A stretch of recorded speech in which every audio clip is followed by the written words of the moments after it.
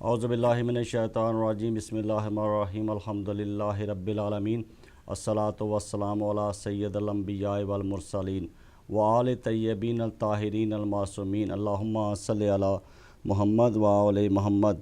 ابتدا ہے رب کریم کے پاک اور بابرکت نام سے کہ جس نے اس کائنات کو خلق کیا، اور ابتدا ہے محمد وآل محمد کے نام سے کہ جن کے لیے یہ کائنات خلق کی گئی۔ معزز ناظرین کرام، میں آپ کا میزبان سیدی اسرار شاہ پروگرام عظمت اہل بیت لے کر آپ کے سامنے حاضر خدمت ہوں اور آپ سے مدبانہ سلام عرض کرتا ہوں۔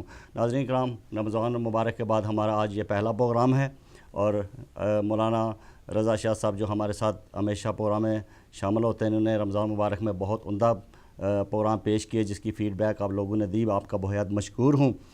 اور ناظرین کرام، جس طرح رمضان مبارک کے بعد آج ہمارا جو پہلا پروگرام جا رہا ہے، آج اس کی 33ویں قسط آپ ملاحظہ فرمائیں گے، اور امید کرتے ہیں کہ جو رمضان میں آپ نے عبادات کی ہیں، مولا پنتپا آپ کی عبادات جو ہیں وہ اپنی بارگاہ میں منظور و مقبول فرمائے، اور آپ نے خود عبادتیں کی ہوں گی، خود عید بھی منائی ہوگی، اور اس طرح سے خوب لوگوں کو عیدی بھی دی ہوگی، اور اس طرح سے ہدایت ٹی وی کا بھی حق بنتا ہے کہ ہدایت ٹی وی بھی آپ کی عیدی کا مستحق ہے، اور آپ سے گزارش ہے کہ جتنا بھی ہو سکے آپ ہدایت ٹی وی کی مدد کریں اور ہدایت ٹی وی کو اپنی طرف سے عیدی پیش کریں، جہاں پہ آپ کے رشتہ دار عزیزوں کا حق بنتا ہے کہ آپ کی طرف سے عیدی لیں، اسی طرح ہدایت ٹی وی کا بھی حق بنتا ہے کہ وہ آپ ہدایت ٹی وی کو بھی اپنی طرف سے عیدی پیش کریں۔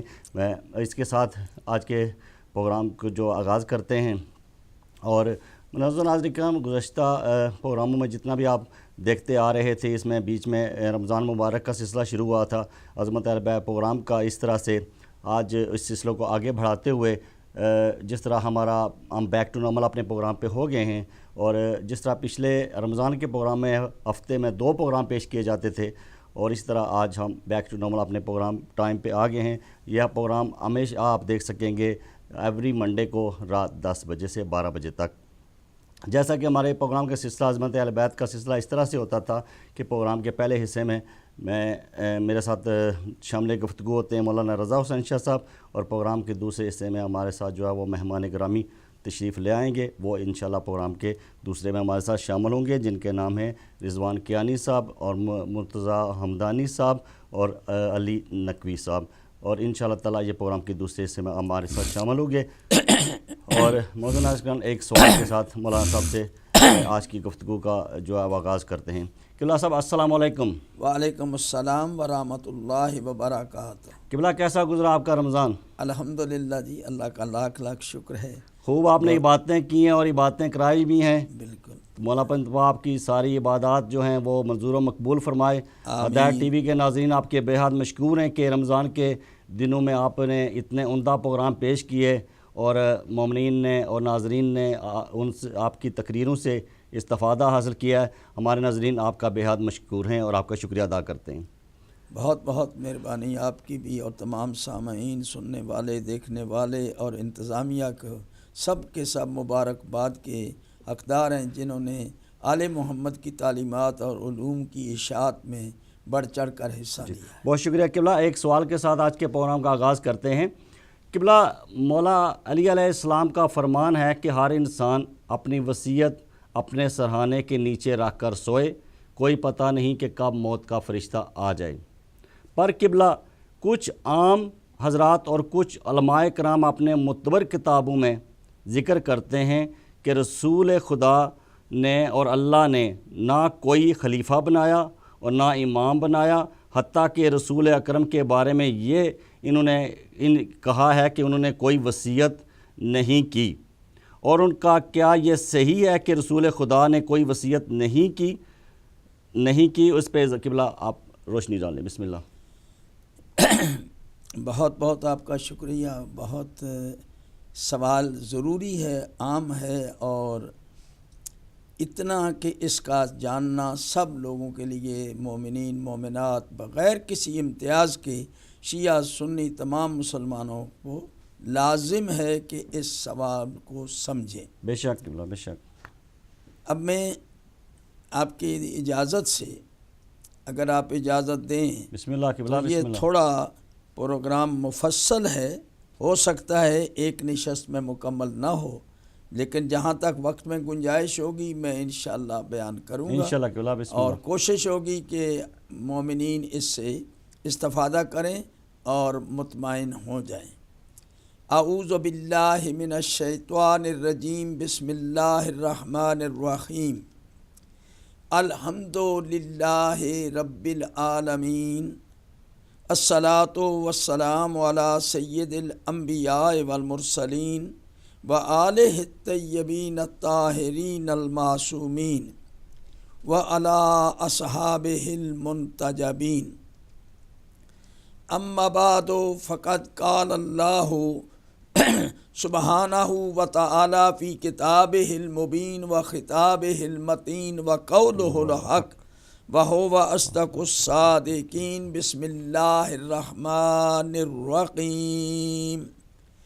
کتب علیکم اذا حضر احدکم الموت ان ترک خیرا الوصیۃ للوالدین والاقربین بالمعروف حقا علی المتقین۔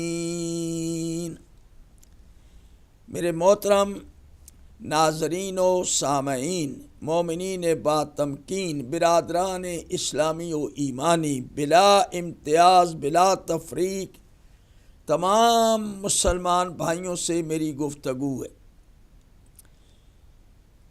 جو سوال سید اسرار شاہ صاحب نے کیا ہے اس کے جواب میں کافی وقت درکار ہے اور بڑی تفصیلات اس کے لیے درکار ہیں، لیکن وقت کو ملحوظ خاطر رکھتے ہوئے اختصار کے ساتھ میں چیز پیش کروں گا۔ تو آپ جو کلمات میں آپ کی خدمت میں پیش کر رہا ہوں، جو گفتگو ہو رہی ہے، اس کو انتہائی توجہ کے ساتھ عبادت سمجھ کے سماعت فرمائیں اور دیکھیں۔ بسم اللہ۔ سورہ بقرہ کی آیت نمبر 180 میں نے آپ کے سامنے تلاوت کی ہے۔ 180 دوسرے پارے کی یہ آیت ہے، ارشاد الہی ہے، کتب علیکم اذا حضر احدکم الموت، تمہارے اوپر لکھ دیا گیا ہے، فرض کر دیا گیا ہے جب تم میں سے کسی کو موت حاضر ہو جائے، موت آ جائے۔ اب یہ تمام جو بھی مخاطب ہیں اس کتاب کے اندر، جن سے یہ کتاب بات کر رہی ہے، وہ امتیاز نہیں ہے، تمام نوع انسانی سے گفتگو ہو رہی ہے۔ کتب علیکم لکھ دیا گیا ہے تمہارے اوپر، اذا حضر احدکم الموت، جب تم میں سے کسی پر موت طاری ہو جائے، موت کا وقت آ جائے، موت حاضر ہو جائے، ان ترک خیرا الوصیۃ، اگر وہ کوئی مال چھوڑ کے جا رہا ہے، کوئی خیر چھوڑ کے جا رہا ہے، تو خیر کا لفظ وسیع المعانی ہے، اس کے اندر بہت سی چیزیں آتی ہیں، صرف روپیہ پیسہ یا نقدی یا مال ہی نہیں ہے، بلکہ ہر چیز، ہر عمل اور ہر چیز جو خیر ہے، اگر کوئی خیر چھوڑ کے جا رہا ہے تو اس پر واجب ہے کہ وہ وصیت کرے اپنے رشتہ داروں کے لیے اور اپنے قرابت داروں کے لیے، اپنے والدین کے لیے، سبحان اللہ، اور یہ معروف طریقے سے وصیت کرے، حقاً علی المتقین، یہ متقین کے اوپر واجب ہے۔ تو شاہ صاحب بسم اللہ۔ یہ قرآن مجید میں تو وصیت کا تذکرہ، اور اسی کے ذیل میں مولا علی فرماتے ہیں کہ موت کا وقت کوئی کسی کو معلوم نہیں، بے شک، کسی وقت بھی آ سکتی ہے، اس لیے وہ موت سے پہلے وصیت کا انتظام کر لے۔ تو اس لیے مولا علی علیہ السلام نے اس آیت کی اہمیت کو ریئلائز کرتے ہوئے آپ نے فرمایا کہ یہ بہت بڑا اہم کام ہے۔ جی جی، تو اس آیت کے ہوتے ہوئے اگر کوئی ایک سوال کرے کہ اب اندازہ کریں، یہ تو عام مومن کے لیے ہے، خاصان خدا جن کے پاس بہت سی چیزیں ہیں، مال دنیا نہ صحیح لیکن ان کے پاس اور چیزیں بہت سی ہیں، جن کے بارے میں وصیت لازم ہے جو ان کے پاس ہے، اور اس کو بطور امانت دوسروں کو دینا چاہتے ہیں کہ یہ چیزیں آگے چلتی رہیں، لوگ ان سے استفادہ کرتے رہیں۔ ماشاءاللہ۔ اب میں آپ کی خدمت میں اسی قرآن مجید سے حضرت ابراہیم علیہ السلام کی ایک وصیت کا ذکر کرنا چاہتا ہوں، تاکہ واضح ہو جائے کہ صرف مال دولت کے لیے، مکان زمین کے لیے ہی نہیں وصیت، بلکہ بہت سی چیزوں کے لیے ہے۔ حضرت ابراہیم علیہ السلام نے جب پروردگار عالم نے حضرت ابراہیم علیہ السلام کو حکم دیا، اب یہاں حضرت ابراہیم علیہ السلام کو براہ راست اللہ تعالیٰ کی طرف سے حکم ہو رہا ہے، اسلم، کیا معنی ہے؟ مسلمان ہو جاؤ، سبمٹ کرو، جھک جاؤ۔ یہ پہلی تبلیغ ہے، پہلا حکم الہی ہے جو براہ راست جناب ابراہیم علیہ السلام کو اللہ تعالیٰ کی طرف سے صادر ہوا۔ اسلم، مسلمان ہو جاؤ، اسلام لے آؤ، جھک جاؤ ہمارے سامنے۔ حضرت ابراہیم علیہ السلام نے فرمایا، اسلمت لرب العالمین، میں جہانوں کے پروردگار کے اوپر ایمان لایا، میں جھک گیا، میں نے سبمٹ کیا، اللہ کو تسلیم کیا ہے، سرے نیاز اللہ کے دربار میں جھکاتا ہوں۔ اب یہ کیا چیز ہے؟ یعنی اسلام۔ اب اسلام سب سے بڑی خیر ہے۔ سبحان اللہ۔ دین، دولت کی نسبت دین زیادہ قیمتی ہے۔ تو حضرت ابراہیم علیہ السلام نے اپنے اس اسلام کے بارے میں جاتے ہوئے، دنیا سے چھوڑتے ہوئے، یہ سب سے بڑی خیر تھی ان کے نزدیک، اور اس کے بارے میں انہوں نے وصیت فرمائی ہے۔ وَوَصَّىٰ بِهَا ابراہیم وَبَنِيَّ وَيَعْقُوبَ، اور وصیت کی ابراہیم علیہ السلام نے اپنے بیٹوں کو اور حضرت یعقوب کو، یعنی اپنے بیٹوں کو اور اپنے پوتوں کو جناب ابراہیم وصیت کر رہے ہیں، یا بنی ان اللہ اصطفیٰ لکم الدین فلا تموتن الا وانتم مسلمون۔ حضرت ابراہیم کیا چھوڑ کے جا رہے ہیں؟ دین، اسلام۔ توجہ رہے میری گفتگو، غور سے سنیں۔ بسم اللہ۔ حضرت ابراہیم اب وصیت کر رہے ہیں، یا بنیہ، اے میرے بیٹو، ان اللہ اصطفیٰ لکم الدین، اللہ تبارک و تعالی نے تمہارے لیے دین کو پسند کر لیا ہے۔ اللہ نے تمہارے لیے دین کو پسند کر لیا ہے، اور فلا تموتن الا وانتم مسلمون، خبردار، مسلمان رہنا، دین کے ساتھ اٹیچ رہنا، دین پر قائم رہنا۔ تمہیں موت آئے تو تم مسلمان ہو۔ یعنی سب سے بڑی کامیابی انسان کی یہ ہے کہ ایمان لانے کے بعد دعا کرے کہ اللہ تعالیٰ اس کو توفیق دے کہ وہ ایمان کو مینٹین کر سکے، اسلام کو بچا سکے مرتے دم تک۔ اور اگر کوئی آدمی شروع میں اسلام لائے اور بڑے کارنامے دکھائے، لیکن موت سے پہلے اگر وہ اسلام سے برطرف ہو جائے اور اسلام کو چھوڑ دے اور سچا اسلام نہ رہے، مسلمان نہ رہے، تو وہ بد نصیب ہے۔ ایمان لے آنا اتنے کمال کی بات نہیں ہے، بلکہ ایمان کو باقی رکھنا اور موت تک ایمان پر رہنا یہ کمال ہے۔ سبحان اللہ۔ تاریخ بتاتی ہے، قرآن مجید بتاتا ہے، حدیث رسول بتاتی ہے، کتنے آدمی اسلام لانے کے بعد ہو گئے۔ تو یہ مانگیں دعا اللہ تعالیٰ سے کہ اللہ تعالیٰ آپ کو توفیق دے کہ آپ اسلام پر قائم رہیں اور اسلام پر آپ کی موت آنی چاہیے۔ تو اب یہ وصیت آپ سمجھ لیجئے کہ مال دنیا سے لے کر دین اسلام تک، دین حقیقت میں سب سے بڑی دولت ہے۔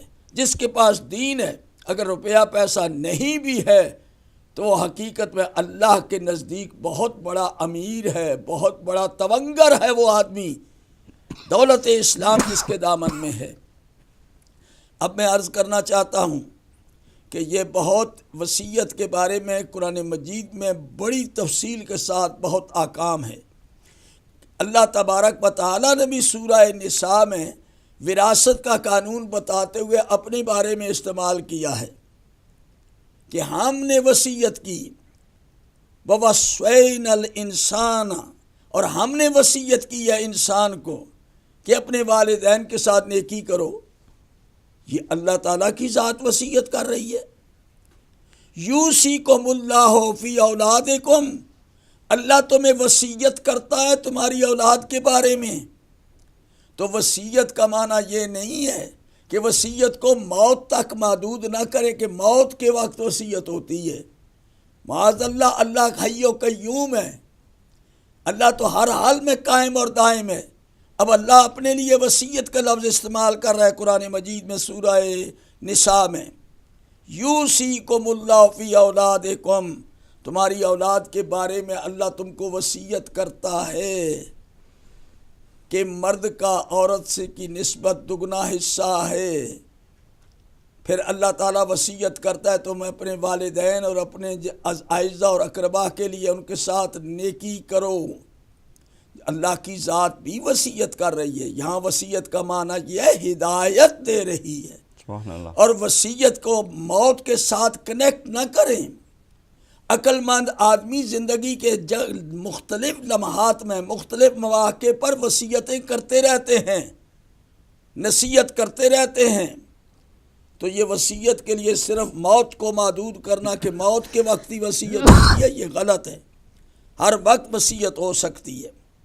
اب آئیے ذرا ان کا یہ سوال مولا کائنات نے اس کی اہمیت کو سمجھتے ہوئے ریلائز کیا، اور آپ نے فرمایا کہ کوئی پتہ نہیں کس وقت موت آ جائے، تو آپ کے پاس جو کچھ بھی دھری جری چیز ہے، جو اثاثہ ہے، اور جو آپ کے پاس کوئی مشن ہے، یہ ضروری دولت نہیں، کوئی پروجیکٹ آپ کے ساتھ ہے، جس کوئی کام کر رہے ہیں، دین کا کام کر رہے ہیں، قوم کا ویلفیئر کا کوئی کام کر رہے ہیں، ہسپتال بنا رہے ہیں، سکول بنا رہے ہیں، سڑکیں بنوا رہے ہیں، تو جو کام آپ کر رہے ہیں اور دیکھتے ہیں کہ اب موت کا وقت قریب آ گیا، تو آپ موزوں شخصیتوں کو وصیت کرتے ہیں۔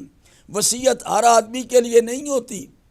مال کی وصیت اولاد کے لیے، وراثت کے بارے میں قانون اللہ نے دے دیا، اس میں وصیت نہ بھی کرے تو وراثت کا قانون قرآن مجید میں موجود ہے۔ وصیت کے بغیر بھی وہ وراثت تقسیم ہو جائے گی، لیکن وصیت اس وراثت کے علاوہ کام ہے، وہ چیزیں جو ان کے پاس ہیں۔ اور خصوصاً بڑے اور بزرگ لوگ جو کام کر رہے ہیں قومی سطح کے اوپر، ان پر واجب ہوتا ہے کہ جو مشن انہوں نے لیا ہے، جو کام کر رہے ہیں، اس کے بارے میں وہ وصیت کریں۔ اور وصیت کس کو کریں گے؟ موزوں شخصیت کو کریں گے۔ وہ دیکھیں گے کون کیپیبل ہے اس کام کو کیری آن کرنے کے لیے، یہ نہیں کہ جس کو چاہا اس کو سونپ دیا۔ اب میں ایک واقعہ آپ کی خدمت میں پیش کرتا ہوں قرآن مجید سے وصیت کی اہمیت کے بارے میں۔ جناب ختمی مرتبت انہوں نے تو قدم قدم پر وصیتیں کی ہیں، یہ کہنا کہ رسول پاک نے وصیت نہیں کی، انشاءاللہ یہ آگے آئے گا۔ اب میں سب سے پہلے آپ کو یہ بتانا چاہتا ہوں کہ اللہ تبارک و تعالی نے حضور کو حکم دیا، حضور بیٹھے ہوئے ہیں، حضرت علی علیہ السلام کے بارے میں گفتگو کہ حضرت علی علیہ السلام کے بارے میں شیعوں کا عقیدہ کہ رسول پاک نے حضرت علی کو وصی بنایا، یہ غلط ہے۔ رسول پاک نے کسی کو نہیں وصی بنایا۔ اب اس سوال کا میں جواب دینا شروع کرتا ہوں۔ دیکھیے سورہ مدثر میں اللہ کا ارشاد ہے، ابتدا ہے تبلیغ کی، اسلام کی، چوری چوری چھپے چھپے سیکریٹلی رسول تبلیغ کر رہے ہیں۔ حضور نبی کریم بیٹھے ہوئے ہیں چادر اوڑے ہوئے، 3 سال گزر چکے ہیں، لیکن ابھی خفیہ تبلیغ ہو رہی ہے۔ یہ بھی ماحول کو دیکھا ہے، یہ نہیں کہ معاذ اللہ رسول بزدل تھے یا کمزور تھے، نہیں، اس میں بھی حکمت تھی کہ سلو اینڈ سٹیڈی، آہستہ آہستہ دھیرے دھیرے کام آگے چلانا ہے۔ تو 3 سال تک رسول اکرم صلی اللہ علیہ وآلہ وسلم نے بہت ہی خفیہ تبلیغ کی۔ لیٹے ہوئے ہیں چادر اوڑھ کے، اچانک آ گئی آیت، یا ایہا المدثر قم فانذر وربک فکبر، اے چادر اوڑھنے والے اٹھ اور لوگوں کو ڈرا، تبلیغ کر، لوگ غلط راستے پہ جا رہے ہیں، گمراہ ہو رہے ہیں، دوزخ کی طرف بھاگے جاتے ہیں، اٹھو ڈراؤ ان کو اور اپنے رب کی بڑائی بیان کرو۔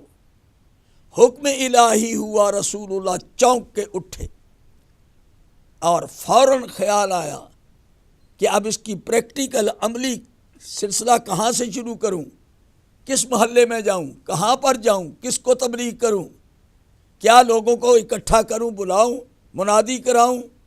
اب یہ سوچ رہے تھے کہ فوراً وحی آ جاتی ہے، وَأَنذِرْ عَشِيرَتَكَ الْأَقْرَبِينَ، سب سے پہلے میرے حبیب اپنے جو قریب ترین رشتہ دار ہیں ان کو بلاؤ، اپنے قریب ترین رشتہ دار۔ تو جناب رسول اکرم نے فوراً اپنے چچا حضرت ابو طالب علیہ السلام سے اپنا مدعا بیان کیا، چچا دعوت آ گئی ہے، چچا ایسا کریں، آپ کے گھر، آپ اپنے گھر کو ذرا خوب ڈیکوریٹ کریں، اور میں دعوت نامہ اپنے علی علیہ السلام کو بلایا، حضرت علی علیہ السلام کو دعوت نامہ لکھ کے دیا کہ جاؤ یہ سب محلے میں سرکولیٹ کر دو، اولاد عبد المطلب کو اکٹھا کرو، آج شام کھانا یہاں کھائیں گے۔ تو حضرت علی علیہ السلام کو کھانے کا انتظام بھی سپرد کیا، دعوتی خطوط اور دعوتی لیٹر بھی سرکولیٹ کیا۔ رسول اکرم صلی اللہ علیہ وآلہ وسلم نے پورا دعوت کا انتظام کر لیا، کھانے پینا حاضر ہو گیا۔ 40 آدمی کم از کم اولاد عبد المطلب میں سے اکٹھے ہوئے، اس میں حضرت رسول اکرم کے چچا، مہربان چچا حضرت ابو طالب جو میزبان ہیں، جو ہر وقت بچپن سے رسول اللہ کی تربیت کر رہے ہیں، سبحان اللہ، رسول اللہ کے مزاج شناس ہیں، حضور کی ایک ایک دن کی حرکت اور ایک ایک سانس کو جانتے ہیں کہ رسول اللہ کیا کر رہے ہیں اور رسول کا مقام کیا ہے۔ سبحان اللہ، خبردار یہ الزام نہ لگانا کہ وہ مومن نہیں تھے، ایمان نہیں لائے تھے۔ اللہ اکبر، ان سے بڑھ کر کس کا ایمان ہو سکتا ہے؟ حضرت ابو طالب نے اپنے گھر کو ڈیکوریٹ کیا، سجایا، سیٹنگ ارینجمنٹ کیا۔ اس کے بعد حضرت علی علیہ السلام نے دعوت نامہ سرکولیٹ کیا، شام ہوئی، لوگ آ گئے، کھانا کھا چکے۔ جناب ختمی مرتبت اللہ کے حکم کے مطابق، میرے محترم سامعین معاف کرنا، میری طبیعت کوئی ٹھیک نہیں ہے، بسم اللہ بسم اللہ بسم اللہ، لیکن میں عبادت سمجھ کے آپ کے سامنے یہ مضمون بیان کر رہا ہوں۔ سبحان اللہ، غور سے سنیں، اللہ کے حکم کے مطابق اقرب ترین قریبی سب بلائے، اولاد عبد المطلب حاضر ہوئی، حضرت امیر حمزہ بھی موجود ہیں اور آپ کے چچا عباس بھی موجود ہیں اور ابو لہب بھی موجود ہے، اور جتنے ان کے بیٹے اور اولادیں ہیں سب موجود ہیں۔ 40 کے قریب کم از کم آدمی جمع ہوئے، کھانا کھا چکے۔ رسول اکرم نے بات کرنے کا ارادہ کیا،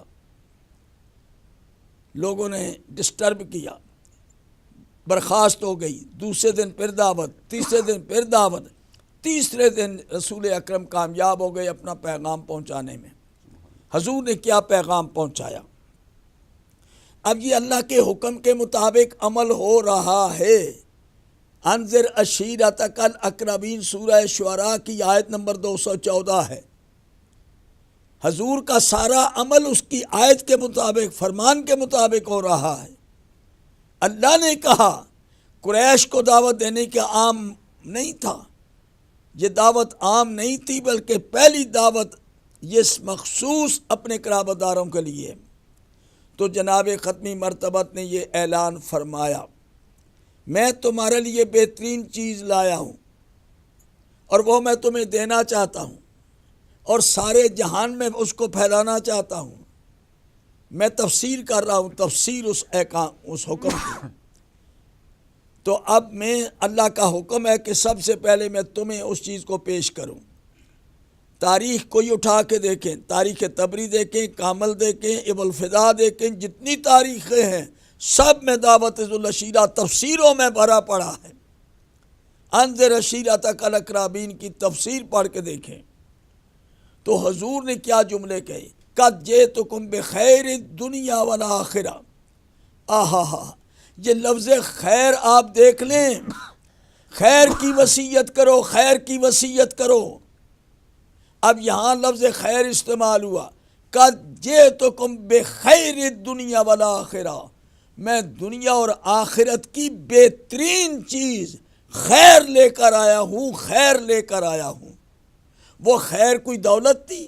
نہیں، وہ دین اسلام ہے جس کو حضرت ابراہیم نے اپنے بیٹوں کو وصیت کی ہے۔ تو حضور نے کہا بہترین چیز لایا ہوں، اور ان اللہ امرنی ان ادعوکم الیہ، اللہ نے مجھے حکم دیا ہے کہ سب سے پہلے میں تمہیں بلاؤں اس کی طرف۔ اللہ نے تمہیں چن لیا ہے، سب سے پہلے تمہیں چن لیا، اللہ نے تمہیں فضیلت دی ہے، اب میں تم کو اللہ کا پیغام دے رہا ہوں۔ ایکم یوازرنی علی ھذا الامر علی ان یکون اخی و وصیی و خلیفتی فیکم، کون ہے تم میں جو اس مشن میں میرا شریک کار بن کر، میرا وزیر بن کر میرا بوجھ بٹائے۔ ایکم یوازرنی علی ھذا الامر، اس شرط پر کون میری مدد کرے گا، ان یکون اخی و وصیی و خلیفتی فیکم، کہ وہ تمہارے درمیان میرا وصی بھی ہو، میرا خلیفہ بھی ہو، میرا بھائی بھی ہو۔ 3 درجے، 3 عہدے دے رہے ہیں رسول اکرم۔ جو تم میں سے میری مدد کرے گا، جو بھی تم سے میری مدد کرے گا، میرے کام میں شریک ہو کر میرا بوجھ بٹائے گا، وہ میرا بھائی بھی ہے دین و دنیا میں، اور میرا وصی بھی ہے، اور میرا خلیفہ بھی ہے۔ تو کون اٹھا؟ حضرت علی اٹھے۔ حضرت علی علیہ السلام نے کہا لبیک یا رسول اللہ، انا وزیروں کا، یا رسول اللہ میں آپ کا وزیر ہوں، انا اوازروں کا، میں آپ کا بوجھ بٹاؤں گا۔ جناب علی مرتضیٰ نے بٹھا دیا، اجلس علی مکانک، حضرت علی بیٹھ گئے۔ پھر آپ نے دعوت دی، کوئی نہ اٹھا۔ پھر حضرت علی اٹھے، بٹھا دیا۔ پھر تیسری دفعہ کوئی نہ اٹھا۔ حضرت علی جب تیسری بار اٹھے تو رسول اللہ نے گلے لگا لیا، ان کا ماتھا چوما، اور پبلک کی طرف ان کا رخ کر کے لوگوں کو یہ فرمایا کہ یہ بچہ تم سے سبقت لے گیا ہے۔ اس وقت حضرت علی علیہ السلام کا سن زیادہ سے زیادہ 13 سال تھا۔ 13 سال کے بڑے بڑے بزرگ بیٹھے ہوئے ہیں، لیکن گردنیں جھکی ہوئی ہیں۔ حضرت علی علیہ السلام سبقت لے گئے۔ اور یاد رکھیے گا، یہاں میں ایک سوال کا جواب دے رہا ہوں۔ کچھ لوگ کہتے ہیں کہ جی حضرت علی علیہ السلام کو خلافت اس لیے نہیں دی گئی کہ وہ تجربہ کار نہیں تھے، وہ بچے تھے، باقی بزرگ صحابہ تھے۔ سبحان اللہ، رسول اکرم نے اس وقت بچہ نہیں کہا۔ رسول اکرم کے دور میں وہ بچے تھے، بچے ہو کر اعلان کر رہے تھے۔ رسول کہہ دیتے نا کہ علی تم بچے ہو، بیٹھو، بڑوں سے چاہیے۔ رسول اکرم کہہ رہے ہیں کہ علی تم سے سبقت لے گیا، اور حضرت علی وہ وعدہ کر رہا ہے جو بڑے بڑے کبھی یعنی جرأت نہ کر سکے۔ ہر میدان میں حضرت علی نے اپنے وعدہ نبھایا اور مدد کی۔ رسول اللہ کا وزیر بن کر پرچم اسلام کو ہر میدان میں بلند کیا، سر بلند کیا، اور دشمنان اسلام کو نیست و نابود کیا۔ حضرت علی کا کردار تاریخ کے آئینے میں، تفسیر کے آئینے میں، قرآن کے آئینے میں آپ دیکھ سکتے ہیں۔ تو اب حضرت علی علیہ السلام کو رسول اکرم نے اپنا وصی بنایا ہے۔ آپ کیسے کہتے ہیں کہ رسول اللہ نے کسی کو وصی نہیں بنایا؟ کیا یہ تاریخیں موجود نہیں؟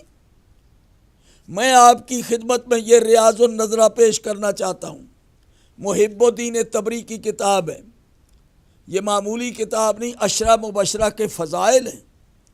اب اس کتاب میں صفحہ نمبر 123 دوسری جلد سے یہ میں حدیث پیش کر رہا ہوں آپ کی خدمت میں. یہ جناب ختمی مرتبت نے فرمایا ہے لِكُلِّ نَبِيٍّ وَصِيٌّ وَوَارِثٌ، ہر نبی کا ایک وصی ہے، ایک وارث ہے. اِنَّ عَلِيًّا وَصِيِّي وَوَارِثِي، بے شک علی میرا وصی بھی ہے، میرا وارث بھی ہے. اور میرے محترم سامعین، یہ کہاں سے سوال آپ نکال رہے ہیں؟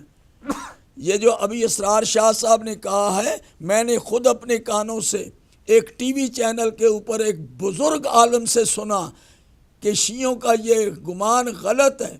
رسول پاک نے نہ کسی کو وصی بنایا، نہ خلیفہ بنایا، نہ امام بنایا، یہ سارے کام پبلک پہ چھوڑ دیے. ان کے جواب میں دے چکا ہوں امامت اور خلافت کے بارے میں.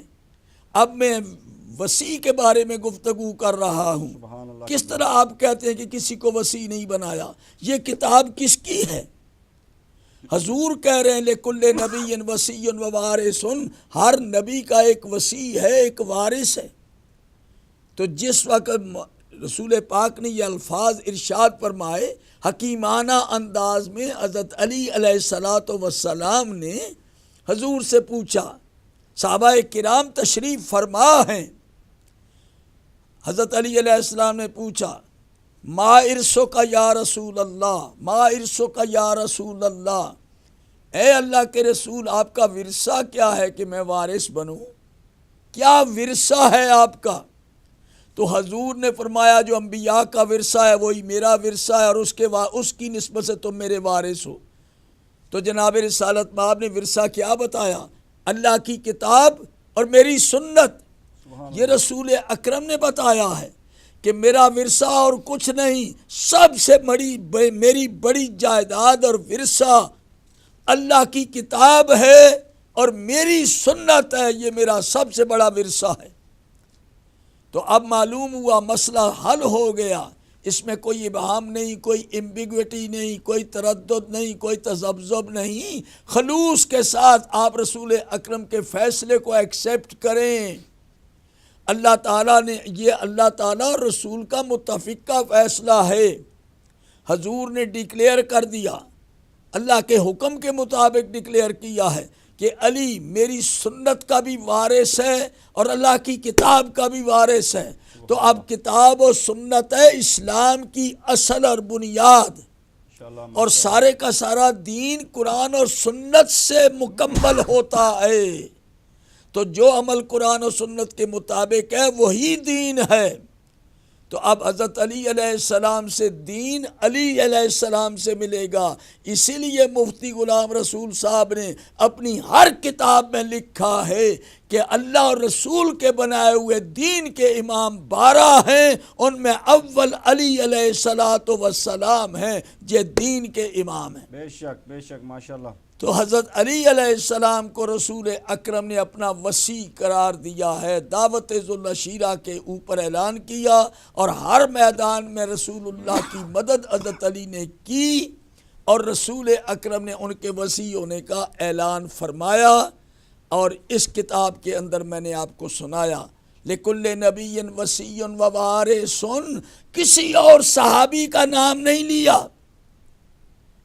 ہزارہا صحابہ تھے، اور حج کے موقع پر میدان غدیر میں اور میدان عرفات میں تقریباً 1.5 لاکھ کا مجمع تھا آپ کے سامنے. اب اس میں یہ کہہ رہے ہیں کہ میرا وصی اور میرا وارث علی ہے.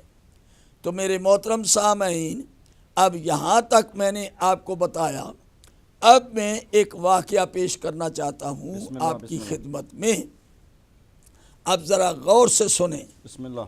یہ میرے پاس ابن مغازلی کی کتاب ہے مناقب امیر المومنین علیہ السلام.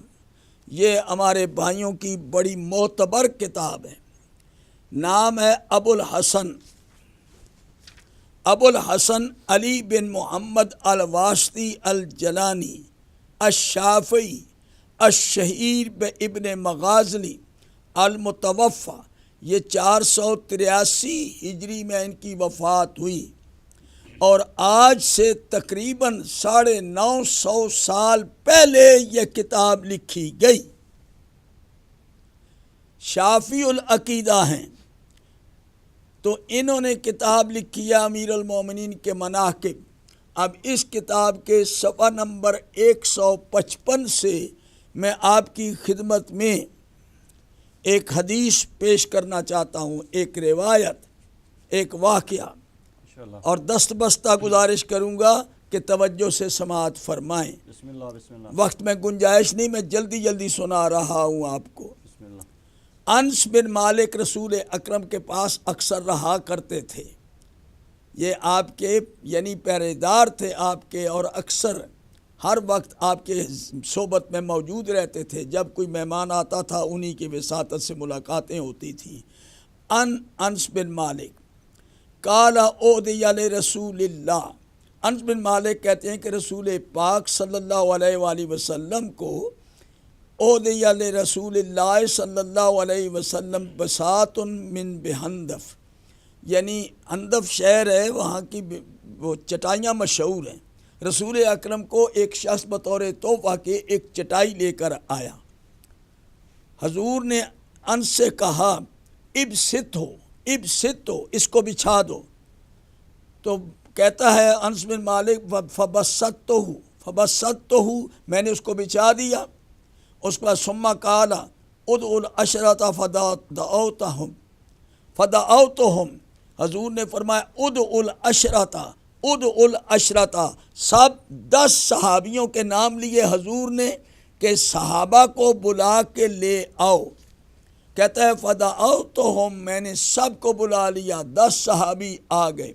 فلما دخلوا امرہم بالجلوس علی البساط، جب یہ 10 صحابی آ گئے تو رسول اکرم نے حکم دیا کہ اس بساط کے اوپر بیٹھ جاؤ۔ سب اس بساط کے اوپر، اس چٹائی کے اوپر بیٹھ گئے۔ ثم دعا علی، پھر رسول اکرم نے حضرت علی جو اس 10 میں شامل تھے ان کو اپنی طرف بلا لیا۔ سب چٹائی پر بیٹھ گئے صحابہ کرام، اور حضرت علی کو اپنی طرف رسول پاک نے بلایا۔ فناجاہ طویلا ثم رجع علی فجلس علی البساط، کافی دیر تک رسول اللہ سرگوشیاں کرتے رہے، علی سے خفیہ باتیں کرتے رہے کافی دیر تک۔ پھر حضرت علی کو اجازت دی، حضرت علی چادر میں آئے اور سینٹر میں آ کے بیٹھ گئے۔ اب حضرت علی علیہ السلام کو رسول پاک نے کیا کہا یہ رسول جانتے ہیں، علی جانتے ہیں۔ سبحان اللہ۔ بہرحال بہت سی باتیں آپ نے بتائیں۔ اس کے بعد حضرت علی علیہ السلام نے یعنی چادر پر بیٹھ جانے کے بعد چٹائی پر حضرت علی علیہ السلام نے کیا فرمایا؟ قالا یا ریح اے ملینا، یا ریح اے ملینا، حضرت علی علیہ السلام نے ہوا کو حکم دیا، ہوا کو حکم دیا حضرت علی نے واہ کس کام کا؟ سبحان اللہ۔ اے ملینا، ہمیں اٹھا لے۔ بس حضرت علی کا یہ کہنا تھا کہ فحملتنا الریح، ہوا نے ہم کو اٹھا لیا، ہم ہوا کے دوش پر سوار ہو گئے۔ چٹائی پرواز کر رہی ہے اور اتنی تیزی کے ساتھ آسمانوں کی سیر کرائی، اور اس کے جو جس طرح پرندہ پر پھڑپھڑاتا ہے اس طرح جناب اس چٹائی سے آواز آتی تھی اور پھڑپھڑاتی تھی، لیکن ہم بڑے سکون کے ساتھ آسمان کی سیر کرتے ہوئے ایک مقام پر پہنچے۔ حضرت علی علیہ السلام نے فرمایا کہ ہوا کو حکم آپ دیا، یا ریح زئینا، یا ریح زئینا، اے ہوا ہمیں اتار دے۔ تو ہوا نے ہمیں اتار دیا۔ پھر کیا ہوا؟ راوی کہتا ہے کہ رسول اکرم نے پھر کیا فرمایا تھا؟ فی ای مکان انتم، حضرت علی نے فرمایا کہ دیکھتی ہو تم کس جگہ پر پہنچ گئے ہو، یہ کون سا مقام ہے؟ وہ جتنے صحابی تھے نا ان سب سے حضرت علی پوچھ رہے ہیں یہ کون سا مقام ہے؟ انہوں نے کہا ہم نہیں جانتے، یہ تو آپ اللہ جانتا ہے، اللہ کا حبیب جانتا ہے، آپ جانتے ہیں۔ تو اس وقت حضرت علی علیہ السلام نے فرمایا ھذا موضع اصحاب الکہف والرقیم، یہ اصحاب کہف والرقیم کی جگہ ہے، یہ اصحاب کہف کا مقام ہے۔ سبحان اللہ۔ قوموا، اٹھو، فسلموا علی اخوانکم، فسلموا علی اخوانکم، اٹھو اور اپنے بھائیوں کو سلام کرو۔ قال فقمنا رجلا رجلا فسلمنا علیہم، انس بن مالک کہتے ہیں کہ ہم فردن فردن اٹھے اور ہر ایک نے جا کے ان کو سلام کیا۔ فلم یردوا علینا، لیکن انہوں نے کسی کے سلام کا جواب نہیں دیا۔ سارے کے سارے صحابیوں نے سلام کیا مگر جواب نہ ملا۔ فقام علی بن ابی طالب، حضرت علی علیہ السلام کھڑے ہوئے، فقال السلام علیکم معاشر الصدیقین والشہداء۔ حضرت علی علیہ السلام نے کہا، اے گروہ صدیقین، اے شہیدوں کے گروہ، اے سچوں کے گروہ، یہ کہہ کے آپ نے خطاب کیا۔ حضرت علی علیہ السلام نے فرمایا کہ میرے سلام کا جواب دیا، تم نے ان کے سلام کا جواب کیوں نہیں دیا؟ تو اس وقت حضرت علی علیہ السلام نے جب پوچھا تو انہوں نے یہ جواب دیا۔ حضرت علی علیہ السلام نے جب پوچھا کہ تم نے میرے سلام کا جواب دیا، ان کے سلام کا جواب کیوں نہیں دیا؟ تو انہوں نے کہا کہ اس لیے لا نکلم بعد الموت الا نبیا او وصیا۔ اب یہ اصحاب کہف جواب دے رہے ہیں کہ ہم نے کسی کو جواب نہیں دینا، ہم کسی سے کلام نہیں کرتے، یعنی جب سے ہم پر موت طاری ہوئی اس وقت سے لے کر اب تک ہم کسی سے کلام نہیں کرتے۔ لا نکلم بعد الموت الا نبیا او وصیا، ہم نبی کو بات کرتے ہیں، نبی سے بات کرتے ہیں، نبی کے وصی سے بات کرتے ہیں، سبحان اللہ، اور کسی سے بات نہیں کرتے۔ تو میرے محترم سامعین، یہاں سے فیصلہ نوٹ فرما لیں، یہ کتاب آپ کی ہے۔ آپ کس طرح سے کہتے ہیں کہ رسول نے کسی کو وصی نہیں بنایا؟ یہ تو اصحاب کہف شہادت دے رہے ہیں کہ نبی کریم حضرت محمد کے وصی برحق علی ابن ابی طالب۔ اس کے بعد فرمایا یا ریحا اے ملینا، یعنی پھر سب کو حضرت علی نے چٹائی پر بٹھایا، ہوا کو حکم دیا ہمیں اٹھا لے، ہوا نے ان کو اٹھا لیا، اور حتیٰ کہ صبح کے قریب، صبح کی نماز کے پہلے آپ مدینے میں پہنچے۔ مدینے میں آپ نے حکم دیا، چٹائی اتری، لوگوں کو آپ نے حکم دیا کہ مسجد نبوی قریب ہے، آپ صبح کے 2 رکعت نافلہ پڑھو اور واجب نماز ہم رسول اللہ کے ساتھ پڑھیں گے۔ چنانچہ یہ سب صحابہ جو اس چٹائی کے اوپر سیر کر کے آئے، رسول اللہ کے ساتھ نماز پڑھنے میں شریک ہوئے۔ تو جب نماز میں شامل ہوئے تو رسول اکرم اصحاب کہف کی آیت تلاوت کر رہے تھے، ام حسبت ان اصحاب الکہف والرقیم کانوا من آیاتنا عجبا۔ سورہ کہف کی یہ آیت رسول اللہ پڑھ رہے تھے۔ میرے محترم سامعین، میں آپ کی خدمت میں بڑی تیزی کے ساتھ گفتگو کرتا ہوں، میرا بیان ابھی بہت باقی ہے، یہ انشاءاللہ آئندہ بھی جاری رہے گا۔ اب سنیں، یہ جو میں نے آپ کے سامنے بیان کیا ہے، حضرت علی علیہ السلام کی وصایت ثابت ہے، آپ وصی جناب محمد مصطفیٰ ہیں، رسول اکرم نے ان کو وصی کہا، اللہ نے ان کو وصی بنایا، اب کیوں انکار کیا جاتا ہے؟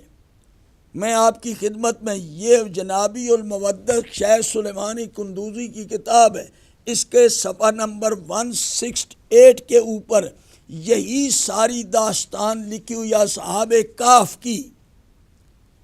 اب یہ دیکھیے، یہ 1294 یعنی 1294 ہجری میں ان کی وفات ہوئی ہے، اور 483 ہجری میں ان کی وفات ہوئی ہے۔ اب آپ اندازہ کریں کہ ابن مغازلی سے لے کر شیخ سلیمان قندوزی تک مسلسل کئی کتابوں میں اس واقعے کو نقل کیا گیا ہے، اور حضرت علی علیہ السلام نے مقام فخر پر کھڑے ہو کے کہا کہ میں رسول اکرم کا خلیفہ ہوں اور ان کا جانشین ہوں، اور ان کا وصی ہوں۔ ماشاءاللہ۔ اب وصیت دیکھیے، وصیت کون کرتا ہے؟ رسول اکرم اب چھوڑ کے کیا جا رہے تھے؟ دین اسلام چھوڑ کے جا رہے تھے، جس کی ابھی تبلیغ مکمل نہیں ہوئی تھی۔ مکے اور مدینے میں سارے مسلمان معیاری مسلمان نہ ہو سکے، اور رسول اللہ جا رہے ہیں۔ اتنا بڑا مشن ہے جناب رسالت مآب کا، اور وہ وصیت نہ کر کے جائیں۔ تو یہ یاد رکھیے گا، یہ دو باتیں ماننی پڑیں گی، یا معاذ اللہ قرآن کا وعدہ غلط، اگر قرآن صحیح ہے تو رسول اکرم کے منصب میں یہ لکھا ہوا ہے کہ یہ ساری دنیا کو آپ نے مسلمان بھی کرنا ہے اور دین اسلام کا پرچار کرنا ہے، ساری دنیا میں تمام ادیان باطلہ کو ختم کرنا ہے۔ تو رسول نے کوئی کام نہیں کیا اور چلے گئے۔ تو یہ میرے پاس منصب امامت شاہ اسماعیل شہید کی کتاب ہر وقت میرے پاس رہتی ہے۔ شاہ اسماعیل شہید نے اپنی کتاب منصب امامت میں صاف لفظوں میں لکھا ہے، صاف لفظوں میں، کہ حضرت علی علیہ السلام رسول اکرم کے ٹرو فالور ہیں، جنہیں رسول اکرم نے اللہ کے حکم کے مطابق اپنا جانشین مقرر کیا۔ جانشین وہ ہوتا ہے جو ان کے چھوڑے ہوئے کام کو انجام دے سکے۔ بے شک بے شک۔ میں آپ کی خدمت میں یہ عرض کرنا چاہتا ہوں دو لفظوں کے اندر، یہ دیکھیے، کہتے ہیں کوئی وصیت نہیں، یہ بخاری شریف، اس کو ضرور نوٹ کریں، 4 جلد ہے۔ اب وصیت کے باب میں آپ کہتے ہیں وصیت کوئی نہیں کی۔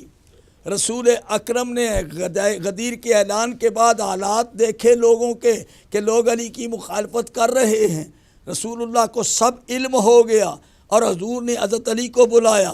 یہ میرے پاس مستدرک حاکم کی 3 جلد میں صاف لکھا ہے، یا علی ان الامت ستقدر بک من بعدی وانت تعیش علی ملتی وتقتل علی سنتی۔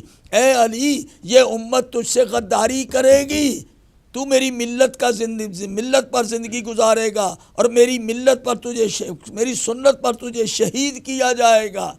رسول اکرم نے حضرت علی علیہ السلام کو اپنا جانشین مقرر کیا ہے، اور یہ بخاری کی جلد 4 ہے میرے سامنے، میں آپ کی خدمت میں پیش کرنا چاہتا ہوں۔ جب رسول اکرم کو یہ علم ہو گیا کہ یہ لوگ علی کے خلاف سازشیں کر رہے ہیں، آپ نے فوراً، وفات سے چند دن پہلے کی بات ہے، آپ نے بندے آئے آپ کی بیمار پرسی کے لیے، اور یہ نوٹ کرنے کے لیے کہ رسول کیا کہتے ہیں، کون ملتا ہے کون نہیں، کوئی جاسوسی کر رہے ہیں اور کوئی کس نیت کے ساتھ ہے۔ تو رسول اکرم نے فرمایا، ان کی پیشانیوں کو پڑھا، ان کے کرتوتوں کو دیکھا، بعد کے لوگوں کے پروپیگنڈے کو دیکھا۔ حارث بن نعمان فہری کا واقعہ ہو چکا تھا جو پہلے پیش کر چکا ہوں۔ تو اب آپ اندازہ کریں رسول اکرم نے کیا کہا، لاؤ قلم دوات کہ میں تحریر کر دوں۔ سبحان اللہ۔ یہ رسول وصیت لکھنا چاہتے تھے، یہ وصیت لکھنا چاہتے تھے۔ یہ بخاری والا کہہ رہا ہے کہ رسول اللہ نے وصیت لکھنے کے لیے مانگا تھا کہ میں وصیت لکھوں، لیکن لوگوں میں کچھ ایسے تھے جو اس کی مخالفت کر رہے تھے، جھگڑا ہو گیا، حضور نے کہا نکل جاؤ۔ لیکن وہ لوگ جو دیانتدار تھے، جو لوگ تبلیغ چاہتے تھے کہ رسول اللہ کچھ لکھ کے دیں، پھر پلٹ آئے، یا رسول اللہ لکھ دیجئے، اگر لکھتے نہیں تو زبانی بتا دیجئے آپ کیا چاہتے ہیں۔ رسول اللہ نے 3 وصیتیں کی، یہ بخاری کی 4 جلد سے پیش کر رہا ہوں۔ وہ 3 وصیتیں کیا کی ہیں؟ نمبر 1 کہ جتنے جزیرات العرب سے مشرکین کو نکال دو اور ان کو کمپنسیٹ کرو، باقاعدہ دے دلا کے نکالو، جبرن نہیں بلکہ کچھ معاوضہ دے کے نکالو۔ یہ تطہیر ہوگی خانہ کعبہ اور اس کے گرد و نواح کے ماحول کی۔ نمبر 2، باہر سے قافلہ آئے، باہر سے کوئی زائر آئے، کوئی وفد آئے، مت دیکھو کہ مذہب کیا ہے، اگر وہ آتے ہیں وزٹ کرتے ہیں خانہ کعبہ کی زیارت کے لیے آتے ہیں تو آ سکتے ہیں، تو تم ان کو تحفے دے کے فارغ کرنا، ان کو انٹرٹین کرنا، میری طرح سے مہمان نوازی کرنا۔ یہ 2 وصیتیں۔ تیسری وصیت یہ صاحب بخاری لکھ رہے ہیں کہ دیٹ واز ویری امپورٹنٹ۔ تیسری وصیت بہت امپارٹنٹ تھی، لیکن افسوس کہ راوی بھول گیا۔ کب راوی بھولا؟ جس وقت محمد بن اسماعیل بخاری جمع کر رہے تھے۔ تو حضور یہ کب پیدا ہوئے؟ یہ بخاری صاحب کب ہوئے؟ یہ 3 صدی کے اندر یہ کتاب لکھی گئی ہے ہجری میں۔ بخاری صاحب نے 194 ہجری میں ان کی پیدائش ہے اور 250 کے قریب۔ تو اب ان کی کتاب میں یہ چیز آ گئی کہ راوی بھول گیا، 2 باتیں یاد رہ گئیں، تو 3 وصیت تھی، وہ بڑی امپارٹنٹ تھی۔ وہ یہی وصیت تھی جو رسول اللہ نے چادر تطہیر کے نیچے اعلان فرمایا، جو غدیر میں آپ نے اعلان فرمایا، جو آپ نے میدان عرفات میں اعلان فرمایا کہ علی منی و انا منہ، علی مجھ سے ہے میں علی سے ہوں، وہو خلیفتی و وصیئی، وہ میرا خلیفہ بھی ہے، میرا وصی بھی ہے، میرا جانشین بھی ہے، اور امت کا ہادی امام بھی ہے۔ سبحان اللہ، سبحان اللہ۔ انشاءاللہ العزیز یہ سلسلہ ابھی مکمل نہیں hua وصیت کے بارے میں، کم از کم ایک تقریر اس کی اور ہوگی۔ تو میں آپ سے درخواست کرتا ہوں کہ جو باتیں میں نے کی ہیں، اگر ان میں کسی کو کلام ہو تو بے شک وہ بڑی خوشی کے ساتھ رابطہ قائم کرے ہمارے مرکز سے، تو اپنے اختلاف کو یا اپنی آبزرویشن کو نوٹ کرائیں۔ اگر میں نے کوئی غلط بیانی کی ہے تو میں تسلیم کروں گا، اور اگر میں نے صحیح بیان کیا ہے تو پھر حضور یہ اعلام لگانا چھوڑ دو، یہ واویلا کرنا چھوڑ دو، ٹی وی کے اوپر اعلان کہ نہ رسول اللہ نے خلیفہ بنایا، نہ امام بنایا، نہ وصی بنایا۔ تو یہ کتابیں آپ کی بول رہی ہیں۔ حقیقت یہی ہے کہ حق کو چھپایا گیا اور فرقے بن گئے۔ اگر حق کو نہ چھپایا جاتا تو فرقے قطعاً نہ بنتے۔ ماشاءاللہ، ماشاءاللہ کی ملا، بڑے عمدہ انداز میں آپ نے میرے سوال کا جواب دیا، اور امید کرتے ہیں کہ ہمارے سامعین جو ہے ناظرین ہیں انہوں نے اس سے استفادہ حاصل کیا ہوگا۔ آپ کا بہت مشکور ہیں معزز ناظرین کرام۔ وقت ہوا چاہتا ہے ایک مختصر سی بریک کا، اور ملتے ہیں ایک مختصر سی بریک کے بعد اپنے مہمان گرامی کے ساتھ۔ والسلام علیکم ورحمۃ اللہ وبرکاتہ۔